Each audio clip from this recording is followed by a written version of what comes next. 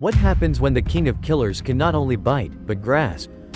The first thing I knew was hunger. The second was rejection. I broke from my shell into a world of oppressive heat and the smell of damp earth and pine. My mother's shadow was a mountain, her eye a golden, unblinking sun. She nudged me with a snout as large as my entire body, a low rumble vibrating through the soil. It was not a sound of welcome. It was a sound of confusion, of wrongness. My two siblings were perfect. Compact, powerful little bodies. A devastating jaw set in a massive skull. And tiny, almost comical arms, tucked neatly against their chests. They were miniature versions of the apex, the tyrant lizard king. I was different. My arms were long. They dangled awkwardly, the claws at their ends scraping the dirt. When I tried to stand tall like my siblings, I stumbled, my balance thrown off by these useless, dangling appendages. My mother's confusion curdled into disdain. Survival in our world was a razor's edge. There was no room for aberrations. No space for a design flaw. My father, whose roar could shake the very leaves from the ancient cycads, took one look at me and turned away. He would not feed a mouth that belonged to a broken body. My siblings, with the simple cruelty of nature, learned from their parents. They snapped at my long arms, tearing at the strange flesh. I was a toy. An error. The first hunt was the final test. A small, scurrying mammal, foolish enough to dart from its burrow. My brother and sister were a blur of instinct. They lunged, jaws snapping, their powerful necks doing all the work.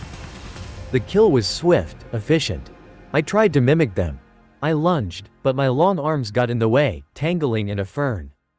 I pitched forward, my snout hitting the mud, my prize escaping. The chuffing sound my mother made was the dinosaur equivalent of a death sentence. That night, when the family moved on to new hunting grounds, they left me behind. I watched their colossal shapes disappear into the twilight mist, a lone, terrified squeak dying in my throat. I was alone, and I was supposed to die. The first weeks were a symphony of terror. Every rustle of leaves was a raptor. Every shadow was a threat. Hunger was a constant, gnawing fire in my belly. I scavenged what I could. The half-eaten carcasses left by more successful predators. I was a jackal, not a king. But I was learning. And the things that made me an outcast were becoming my tools. My long arms, once a clumsy burden, found purpose. I couldn't run as fast as my siblings, my balance still a work in progress. But I could climb. Not up trees, I was still too large for that. But I could scale rocky outcrops, navigate ravines that would trap a normal Tyrannosaurus. I used my three-fingered hands to find purchase, to pull my growing body over ledges, to escape the predators that hunted in the lowlands. My arms gave me access to a different world. A vertical world. One sweltering afternoon, I cornered a small lizard in a crevice. My jaws were too wide to reach it. A normal T-Rex would have given up. Frustration and instinct warred within me. I slammed my head against the rock, roaring in fury. Then, a new instinct took over. One born not of my lineage, but of my deformity. I reached. My long arms snaked into the crevice. My claws, sharp as obsidian shards, scraped against the stone. I felt the lizard's panicked scuttling. I closed my hand, my fingers wrapping around its writhing body. The feeling was alien, foreign, to grasp, to hold. I pulled it out and devoured it. It was a meager meal. But it was a revelation. My bite was my heritage, but my reach was my own.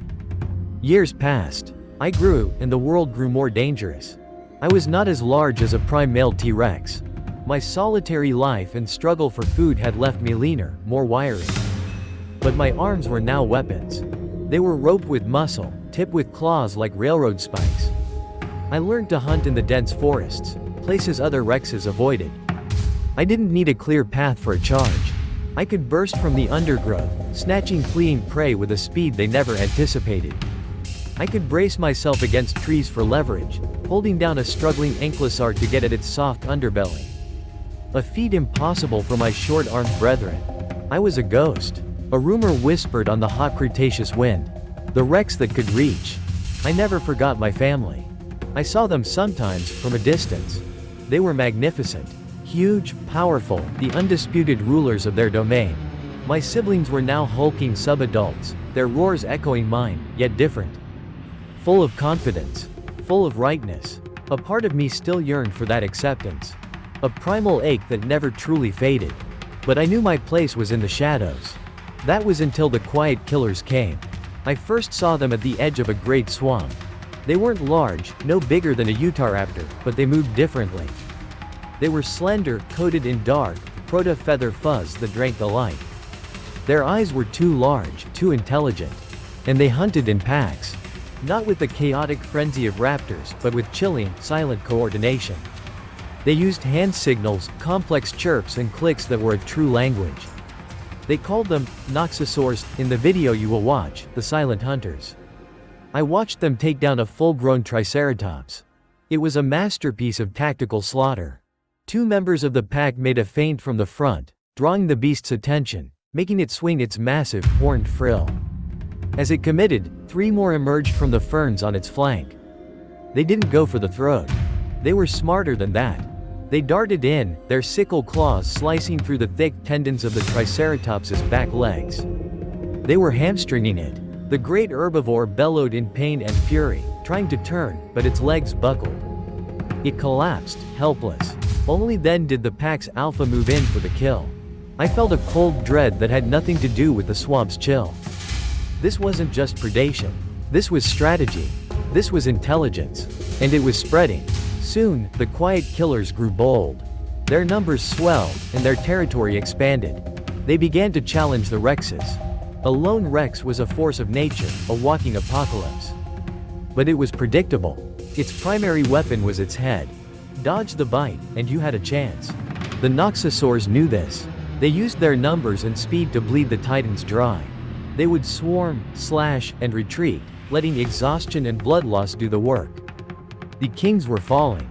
One evening, a scent on the wind pulled me from my solitude. It was blood. Rex blood. And it was close. It was coming from the territory that had once been my home.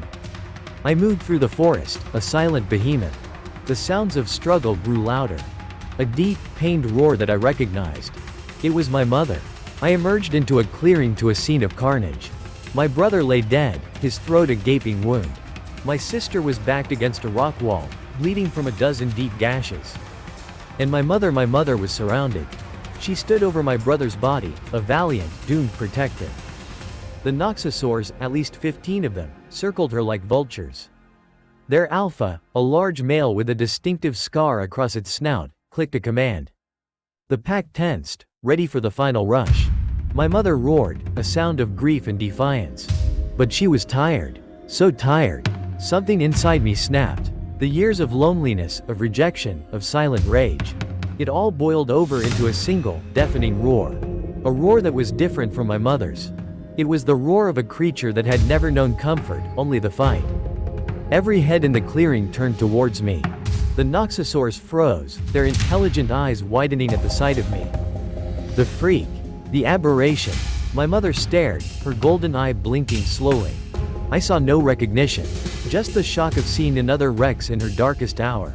The alpha Noxasaur hissed, recovering its composure. It saw a leaner, smaller Rex. An easy target. It chirped an order. 4 of the pack members detached and sprinted towards me. They fanned out, preparing to flank. It was their standard tactic. It was a fatal mistake. They expected me to lower my head and charge. They expected me to bite. I didn't. As the first one lunged for my leg, I did something no Rex was ever meant to do. I stood my ground, braced myself, and swung my left arm. The motion was fluid, powerful, honed by years of smashing logs and pulling down prey.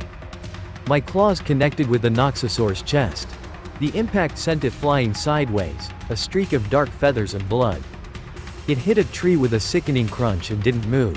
The other 3 skidded to a halt, confused. They had never seen a Rex do that. Their tactical programming had no answer for it. Before they could recalibrate, I was on them. I grabbed another one by the neck with my right hand, its shrieks turning to gurgles as I squeezed, lifting it off the ground. I used its thrashing body as a shield against a third that lunged at me. Then, I threw it. I hurled the dying creature into its pack mate, sending them both tumbling into a heap. My jaws, my forgotten weapon, finally came into play. I lunged forward and crushed the skull of the fourth Noxasaur before it could even retreat. 4 of them, dead in seconds. The clearing was silent, save for my heavy breathing. The remaining pack members looked from me to their alpha, their confidence shattered. The alpha stared at my arms, at the blood dripping from my claws. It looked at me not as a Rex, but as something entirely new. Something impossible. It let out a high-pitched screech, a call to rally. This wasn't about food anymore. This was about survival. This was about eliminating a variable that threatened its entire species. The rest of the pack, including the alpha, charged as one. And I met them head-on. It was a blur of teeth, claws, and blood. I was a whirlwind of destruction. My jaws were a fortress door, crushing anything that came too close. My legs were pistons, kicking and stomping. But my arms were the reapers. I snatched a Noxasaur out of mid-air. I backhanded another, breaking its spine. I grappled with the alpha, our faces inches apart. It was strong, its sickle claw digging deep into my shoulder. Pain, white hot and blinding, shot through me. It tried to push past my guard, to get at my throat. But it couldn't. Because for the first time in the history of our world, a Rex could push back. My left hand wrapped around its throat. My right hand grabbed its slashing leg, holding the deadly claw still. The alpha froze, its intelligent eyes wide with the one emotion it was used to inspiring in others. Sheer terror. It had met a force that broke all the rules. With a final, guttural roar that tore from my very soul, I tightened my grip. There was a sharp crack, and the alpha went limp. I threw its body to the ground. The remaining Noxasaurs, their leader dead, broke and fled into the jungle, their silent coordination replaced by panicked shrieks. I stood in the center of the carnage, panting, bleeding, and victorious. My gaze fell upon my family. My sister was staring at me, her fear of the pack replaced by a new kind of fear. Fear of me. My mother slowly got to her feet. She walked towards me, limping heavily. She stopped just a few feet away, her great head lowered. She looked at my arms. The long, powerful limbs dripping with the blood of our enemies. She looked at the bodies of the quiet killers. Then, she looked at my face. And for the first time, her golden eye held not disdain, not confusion, but something else. It looked like awe. She let out a low, soft rumble. The sound of acceptance, of gratitude, of a mother finally seeing her son. But I was not her son. Not anymore. I had been forged in the crucible of solitude. I was something else. I looked at the bodies of my fallen enemies, at the family that had abandoned me, and at the long arms that had saved them. They weren't a deformity. They were a gift. An evolution. I turned my back on my mother and walked away, not into the shadows this time, but into the open plains. My roar echoed across the land, a declaration not of a king reclaiming his throne, but of a new god asserting its domain. My fossil, discovered 66 million years later, would be labeled Specimen 734. Scientists would debate my arms, calling them a mutation, an impossibility, a puzzle that defied explanation. They would never know the truth. They would never know the story of the outcast who became a savior. The monster who was born to be a king. And who learned that the greatest strength is not the one you are born with, but the one you forge for yourself in the darkness.